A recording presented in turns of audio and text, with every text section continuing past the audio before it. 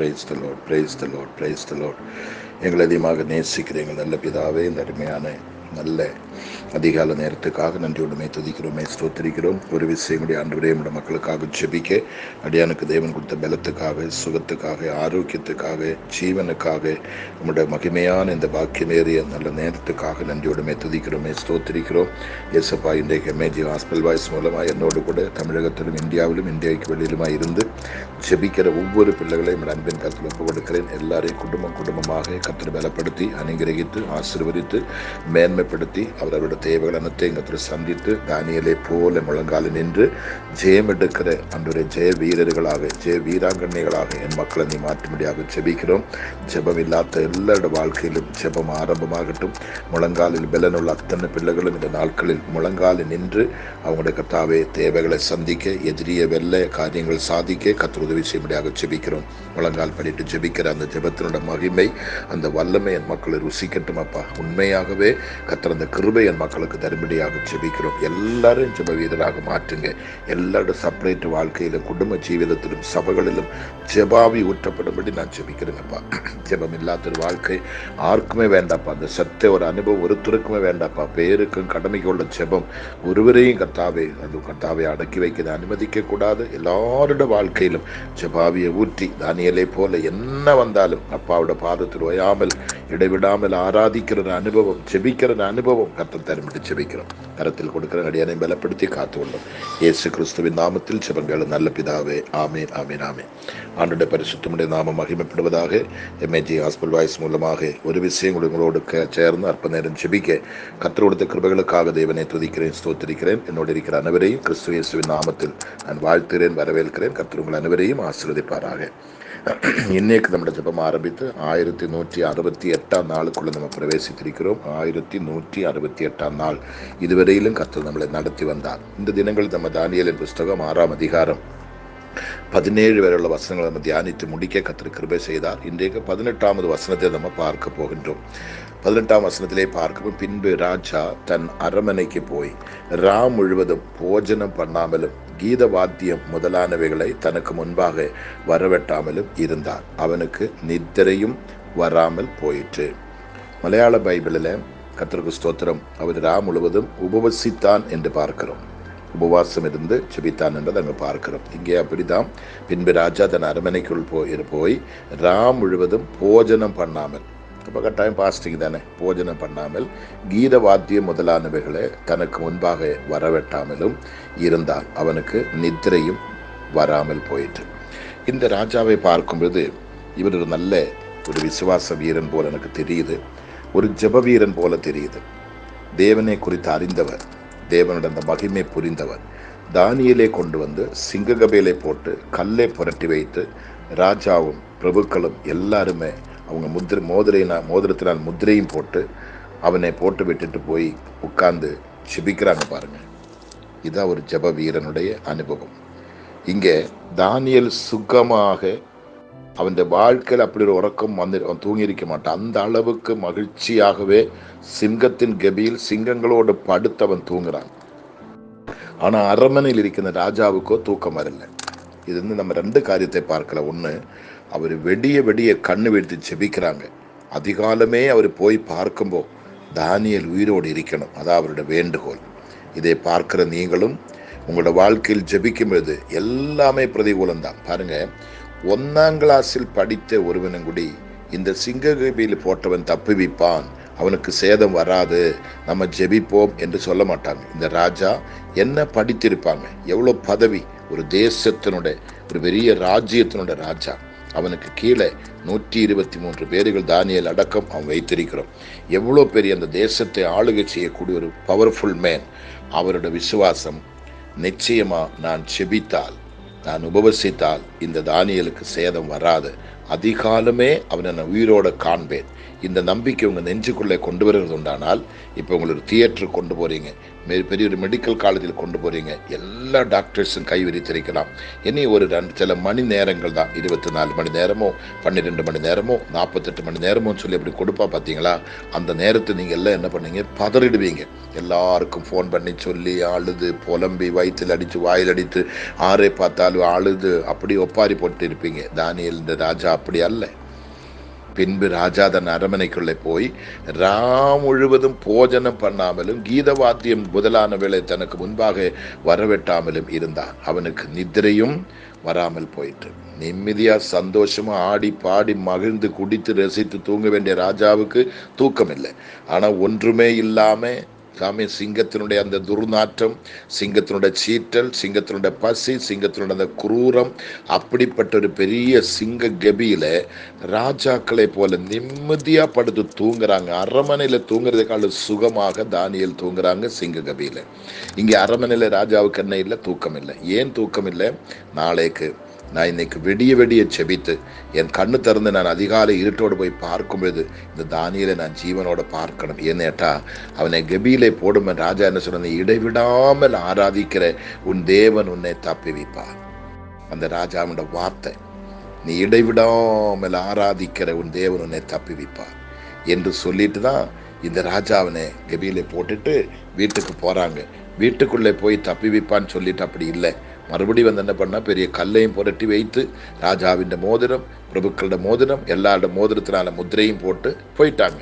போயிட்டு வீட்டிலே போய் அவன் அப்படியே அந்த வெறியினால குடித்து அந்த டென்ஷன் மாறதுக்காக நல்ல நடனங்களை ஆட வைத்து ஆகா ஓகோன்னு எப்படியாவது படுத்து தூங்க வேண்டியவன் முழுவதும் பாஸ்டிங் இருந்து தூங்காம ஜெபிக்கிறான். இந்த ஜெபம் உங்களோட வாழ்க்கையில் உண்டானால், நான் மறுபடியும் சொல்றேன், கைவிட்டு போனது, நம்பிக்கைக்கு அப்பாற்பட்டது, எந்த விதத்திலும் நம்பதுக்கு ஒரு பிரதீட்சிக்கிறதுக்கும் வழி இல்லை, எந்த விதத்திலும் அது தப்பிக்கிறதுக்கு சான்ஸ் இல்லை. அப்படிப்பட்ட ஒரு சூழ்நிலையில் இருக்கிற அந்த கண்டிஷனையும் ஜெபத்தால திருத்த முடியும், ஜெபத்தால மாற்ற முடியும். ஜெபமே நம்முடைய வாழ்க்கைக்கு ஜெயம். நான் இந்த கேட்கிற ஊழியக்காரர்களுக்கும் விசுவாசிகளுக்கும் பெற்றோருக்கும் பிள்ளைகளுக்கும் சொல்லுகிறது, உங்களோட வாழ்க்கையில் ஆண்டவர் பரலோகம் அங்கீகரிக்கிற ஜெபம் இருக்குதா, பரலோகம் ஏற்றெடுக்கிற ஜெபம் இருக்குதா? இந்த ராஜாவோட வாழ்க்கையில் அது இருந்தது. இப்ப தானியேல் போய் சிங்ககபேல் ஜெபிக்கல. தானியேல் யாருக்குமே பிரேயர் ரிக்வெஸ்ட் அனுப்பில்லை. எந்த பிரேயர் குரூப்பிலும் கூப்பிட்டு சொல்லல.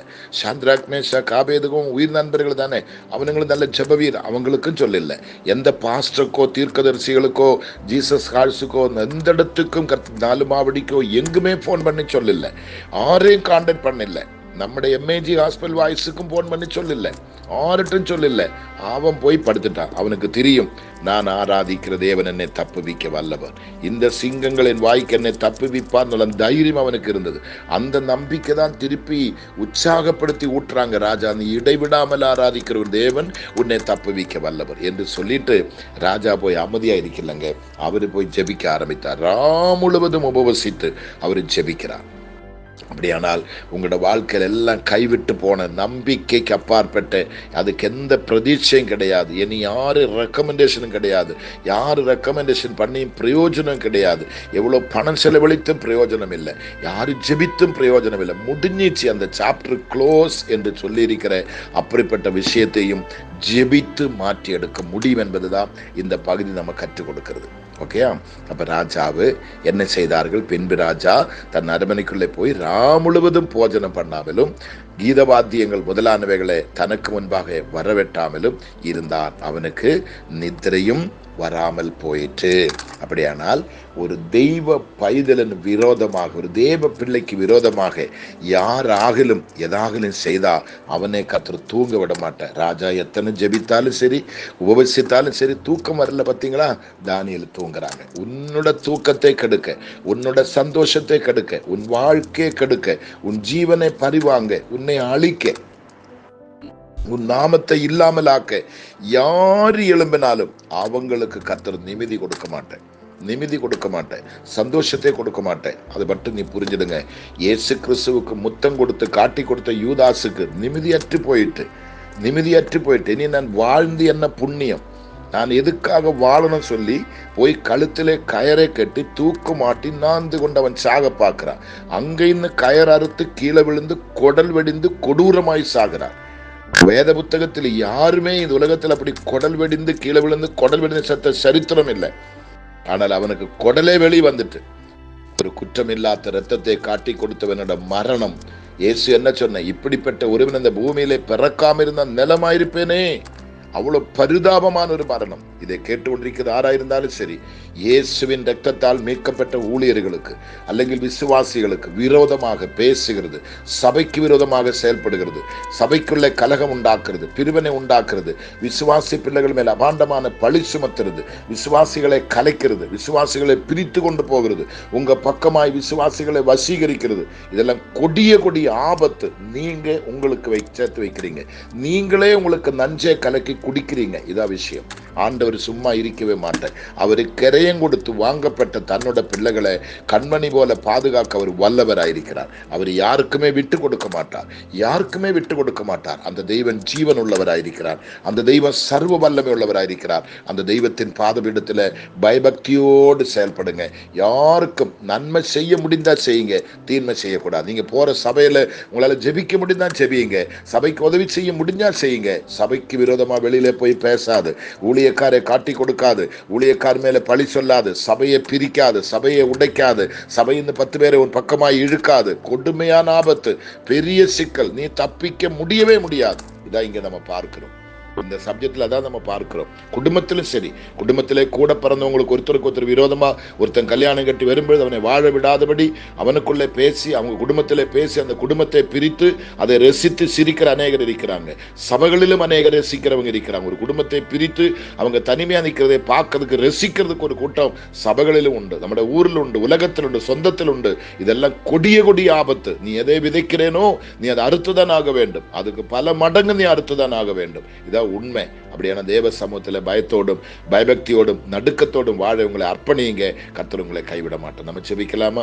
பரிசுத்த பிள்ளைங்க, நல்ல பிதாவே, இந்த 1168 நாள் ஒரு விஷயம் கூடி தானியேலின் புஸ்தகம் 6ஆம் அதிகாரம் 18ஆம் வசனம் எங்களுக்கு தியானிக்க நீர் கிருபை தந்ததுக்காக ஸ்தோத்திரம். ஆண்டவரே, தானியேலை சிங்ககபியிலே போட்ட ராஜாவுக்கு அரமனைக்கு போனால் தூக்கம் இல்லை, சாப்பாடு இல்லை. அவர் பாஸ்டிங்கோடு இருந்து உபவாசத்தோடு இருந்து ராம் முழுவதும் தானியேலுக்காக கதறுகிறதை எங்கள் பார்க்கிறோம். அவன் உயிரை காப்பாற்றதுக்காக தான் செய்த குற்றத்துக்கு மன்னிப்பு கேட்டு என்னை மன்னியும் ஆண்டவரே, என்னை மன்னியும் ஆண்டவரே. நான் நினைக்கிறேன் ராஜா இப்படி ஜெபித்திருப்பா, என்னை எடுத்துட்டாங்களும் தானியேலை கொடுங்கப்பா, தானியேல் செத்துனா எதுக்கு இருக்கணும் அப்படியெல்லாம் அவன் பிளான் போட்டு இருப்பாங்க. நிச்சயமா அவரோட ஜெபத்தையும் கர்த்தர் கேட்கிறாங்க, அவரோட தீர்மானத்தையும் கர்த்தர் பார்க்க. அப்படின்னு உங்க ஜெபத்தை கேட்கிற தெய்வம், உங்களோட தீர்மானங்களையும் பிரதிஷ்டைகளையும் கண்டு உங்களுக்கு இறங்கி வருகிற கர்த்தர், உன் கிரியைகளை காண்கிறவர். அவனவனுடைய கிரியைகளுக்கு தக்க பலன் அவனவனுக்கு அளிப்பேன்னு சொன்னார் அல்லவா? நிச்சயமா கர்த்தர் செய்வாங்க. நம்முடைய கிரியைகளை கர்த்தர் பார்க்கிறார், நம்முடைய விசுவாசத்தை கர்த்தர் பார்க்கிறார், நம்முடைய நம்பிக்கையை கர்த்தர் பார்க்கிறார், நம்முடைய ஜெபத்தை கர்த்தர் பார்க்கிறார். நம்ம எப்படி ஜெபிக்கிறோம், அது பரலோகம் அங்கீகரிக்கிற ஜெபமா, இந்த கூரைக்குள்ளேயே இது சுத்தி கிடக்கிற ஜெபமா, இது வானத்தை கிழித்து பரலோகத்துக்கு போறது ஜெபமா என்பதை உண்மையா நீங்க புரிந்து கொள்ள வேண்டும். பரலோகம் ஏற்றெடுக்கிற ஜெபத்துக்கு பரலோகத்திலிருந்து பதில் வரும், பரலோகத்திலிருந்து பதில் வரும். எந்த மனுஷனாலே பதில் கொடுக்க முடியாது, எந்த மனுஷனாலே பரிகரிக்க முடியாத விஷயத்துக்கு பரிகாரம் இயேசுவினிடத்தில் உண்டு. இயேசு நமக்கு பரிகாரியா இருக்கிறார், இயேசு நமக்கு பரிகாரியா இருக்கிறார். அந்த தெய்வத்தின் பாதபீடத்தில் உங்களோட விஷயங்களை கொண்டு வைங்க. இந்த ராஜாவை போல கதறுங்க, புலம்புங்க, புலம்புங்க, புலம்புங்க. ராஜா என்ன சொல்றது? இடைவிடாமல் ஆராதிக்கிற தேவன் உன்னை தப்பிவிப்பான்னு சொன்னது சும்மா சொல்லல, அவனை அந்த வார்த்தை மானிக்கணும், அந்த வார்த்தை அப்படி ஆகணும். கர்த்தாவே, நான் உண்மை நம்பி இந்த வார்த்தை சொல்லி இருக்கிறப்பா, இந்த வார்த்தை சொல்லிட்டு வந்துட்டோப்பா, நீ இடைவிடாமல் ஆராதிக்கிறவன் தேவன் உன்னை தப்பிவிப்பான்னு நான் சொல்லிட்டு வந்தாங்கப்பா, அது அப்படி நடக்கணும். அப்பதாப்பா என்னோட வார்த்தைக்கு ஒரு விலை, அப்பதாப்பா என் வார்த்தைக்கு ஒரு மரியாதை என்று சொல்லி அவன் போய் முழுவதும் கதறான். அதே மாதிரி நீங்களும் யாருக்காக ஒரு வார்த்தை நீங்க ஜெபித்து சொன்னால் அது அப்படி நடக்கிறதுக்காக திரும்பவும் ஜெபிக்கணும். யாருக்காக வியாதிகளுக்காக ஜெபிக்கிறீங்களா, அதோட விடக்கூடாது, மறுபடியும் அவங்களுக்காக ஜெபிக்கணும். எந்த குடும்பத்துக்காக ஜெபிக்கிறனோ மறுபடியும் அந்த குடும்பத்துக்காக ஜெபிக்கணும். ஒருவன் அழிந்து போவதை கண்டு சிரிக்க கூடாது, அவன் அழிந்து போவதற்குள்ள முகாந்திரங்களை உருவாக்கி கொடுக்க கூடாது. எப்படி அவனை தூக்கி எடுக்கணும், எப்படி அவனை நிலைநிறுத்தணும், அவனை அழியக்கூடாது, குடும்பம் பறி போகக்கூடாது, நஷ்டப்பட்டு போகக்கூடாது. அதுக்காக நம்ம முயற்சி எடுக்கணும், ஜெபிக்கணும், போராடணும், கதறணும், உபவசிக்கணும், நம்ம உபவசிக்கணும், முழுவதும் கண் விழிக்கணும், எப்படியாகலும் தப்புவிக்கிற ஒரு அனுபவம் நம்முடைய வாழ்க்கையில் இருக்கட்டுமே. அப்படி இருந்தால் நம்முடைய எதிர்காலம், நம்முடைய தலைமுறை, நம்முடைய பிள்ளைகள் எல்லாம் அனுகிரகிக்கப்படும். நீங்க செய்வதெல்லாம் வாய்க்கும். உங்களுக்கு எந்த கேடும் வராது. நீங்க நாசமா போக மாட்டேன், நீங்க அழிஞ்சு போக மாட்டேன், உங்களுக்கு ஒன்றுமில்லாமல் போக மாட்டேன். கர்த்தர் உங்களை ராஜாத்திகளை போல உயர்த்துவார், உங்களை உன்னதமான ஸ்தானத்தில் கொண்டு வைப்பார். ஆனபடி ஜெபத்துக்கு முக்கியத்துவம் கொடுங்க. ஜெபத்தை பரலோகம் அங்கீகரிக்கிற ஜெபம், 4 பேரு கேட்கறது கொள்ள ஜெபம் அல்ல. எல்லாருக்கும் முன்னே என்னை போல ஜெபிக்கிறவன் யாரும் இல்லை சொல்லி காண்பிக்கிறது கொள்ள ஜெபம் அல்ல. பேருக்கும் பெருமைக்கும் உள்ள ஜெபம் அல்ல. ஆமீன். எனக்கு மாதிரி யார், நான் ஜெபிக்கிற மாதிரி யாருக்கும் ஜெபிக்க தெரியாதுன்னு சொல்லி அப்படி ஜெபம் அல்ல. 2 பேர் போனா பாத்தீங்களா இயேசுவின் பாதத்தில். ஒருவன் சொல்றேன், நான் இவனே போல அல்ல ஆண்டவரே, நான் 3 வேளை உபவசிக்கிறவன், நான் அதிகமா கொடுக்கிறவன், எல்லாத்தையும் செய்யறவன், இந்த பாவியை போல அல்லன்னு சொல்லும்போ அந்த பாவி என்ன சொல்றேன், இல்லப்பா நான் இவனை போல் இல்லை, நான் ஒரு நீஜன், உமக்கிட்ட வர்றதுக்கு எனக்கு தகுதி இல்லை சொல்லி அவன் வயிற்றில் அடிச்சு கதறின பொழுது அவனை தான் இயேசுவை ஏற்றுக்கொண்டாங்க. பெருமைக்காக செய்கிற ஒருவரையும், பேருக்காக செய்கிற ஒருவரையும், ஏதாவது ஒரு ஆதாயத்துக்காக நீங்க என்ன செய்தாலும் உங்களுக்கு சாபத்தை, வேதனையை, கண்ணீரை நீங்க உங்களுக்கு உருவாக்கி வைக்கிற, சம்பாதிக்கிறீங்க. உங்க பிள்ளைகளுக்கு நாசத்தை நீங்க உருவாக்குறீங்க. உங்க தலைமுறைகளை நீங்க அழிக்க பார்க்கிறீங்க. இயேசுவின் இரத்தத்தால் மீட்கப்பட்ட ஒரு பிள்ளைகளுக்கும், இயேசுவின் இரத்தத்தால் மீட்கப்பட்ட ஒரு சபைக்கும், ஒரு ஊழியக்காரனுக்கு விரோதமா நீங்க எதுவுமே செய்யக்கூடாது, யோசிக்க கூடாது, பேசக்கூடாது. இங்க அதுதான் நடந்தது. தானியேல் யாரு? தேவனுடைய மனுஷன், தேவனுடைய புருஷன். அவனுக்கு விரோதமா எழும்பினா கர்த்தர் சும்மா இருப்பாரா? அதனாலதான் இந்த வார்த்தையில நான் பேசுறேன். ஆனபடி இந்த நாட்கள், இந்த புஸ்தகம், இந்த அதிகாரம் நம்முடைய வாழ்க்கையை திருப்புறாங்க. நமக்கு ஒரு புதிய பாதையை காண்பிக்கிறார். நம்மை தேவன் நேசிக்கிறார். உன்னை கர்த்தர் அழிப்பதுக்கு அல்ல. நீ மனம் திரும்பணும், நீ மனம் மாறணும். இந்த ராஜாவை போல ராம் முழுவதும் ஆளணும், சாப்பாடை ஒதுக்கி வைக்கணும், உபவசிக்கணும், புலம்பணும். அதுக்காக தான் கர்த்தர் இந்த நாட்களில் இந்த ஜெபத்தை நமக்கு வைத்திருக்கிறார். உங்களுடைய எப்பேற்பட்ட பாவத்தையும் சாபத்தையும் கர்த்தர் மன்னிப்பார். நீங்க யாருக்காக துரோகம் செய்யறாரா, நிச்சயம் கர்த்தர் மன்னிப்பார். நீங்களும் ஒப்பரவாயிடணும், ஆண்டவரே மன்னிப்பு கேட்கணும். என்னை விட்டு கொடுக்கிற ஆண்டவரே, என்னை ஏற்றுக்கொள்ளும் ஆண்டவரே, என்னை கைவிடக்கூடாதப்பா சொல்லி கதரும் பொழுது ஏசப்பா ஒருபோது உங்களை கைவிட மாட்டார். தெய்வமே, இந்த ஜெபம் நீ கேட்டதுக்காக நன்றி அப்பா. இதை கேட்டோண்டிங்கிற ஒவ்வொரு பிள்ளைகளும் யூதாசை போல் தன்னுடைய ஹிருதயத்தை கடினப்படுத்தாம, ஐயோ இந்த ஆலோசனை எனக்கு தான், என் குடும்பத்துக்கு தான், என் பிள்ளைகளுக்கு தான், என் நன்மைக்காக தான் ஏசப்பா என்னை காண்கிறவராய் இருக்கிறார். அவர் என்னை கைவிட மாட்டார். நான் அழிந்து போகக்கூடாது, என் குடும்பம் அழிந்து போகக்கூடாது, இந்த சாபம், இந்த தண்டனை, இந்த கண்ணீர் என் மேல் வரக்கூடாது, இந்த இரத்த பலி எனக்கு வரக்கூடாது என்று சொல்லி கதறி ஜெபிக்கக்கூடிய கிருபையன் மக்களுக்கு தாங்கப்பா. எல்லாரையும் கருத்தில் அர்ப்பணிக்கிறோம். ஜெபத்திருக்கிற ஒவ்வொருவரையும், சிறியவர் பெரியவர் அனைவரையும் கர்த்தர் அனுகிரகித்து ஆசீர்வதிப்பீராக. ஆண்டவரே, இந்த அதிகாரம் முடிகிறதுக்குள்ள ஒவ்வொருடைய வாழ்க்கையிலும் ஒரு திருப்புமுனை உண்டாகட்டும், ஒரு விடுதல் உண்டாகட்டும், மீட்பு உண்டாகட்டும். அதுக்காக ஜெபிக்கிறோம், நம்பி கருத்தில் கொடுக்கிறோம். கர்த்தர் ஜெபம் கேட்டதுக்காக ஸ்தோத்திரம். அடியை தொடர்ந்து பலப்படுத்துங்க, சாட்சியா நிறுத்துங்க. இது போகும் இடமெல்லாம் அற்புதம் நடக்கட்டும். ஆசீர்வதியும் சகல மகிமையும் ஏசப்பாவுக்கு, இயேசுவின் நாமத்தில் பிதாவே. ஆமேன், ஆமேன், ஆமேன். நல்லா நம்புங்க, மற்றவங்களுக்கு அனுப்பி கொடுங்க. நிச்சயம் கர்த்தர் உங்களுக்கு அற்புதம் செய்வார். நமக்கு நாளை சனிக்கிழமை நம்ம சர்ச்சில் பாசிட்டிவ் பிரேயர் உண்டு. குடும்ப ஆசீர்வாதம் மற்றும் சுகமளிக்கிற கூட்டம். விருப்பம் உள்ளவங்க எல்லாம் வாங்க, பிரேயர் வேணும் அனுப்புங்க. கர்த்தர் உங்களை ஆசீர்வதிப்பார். ஓகே.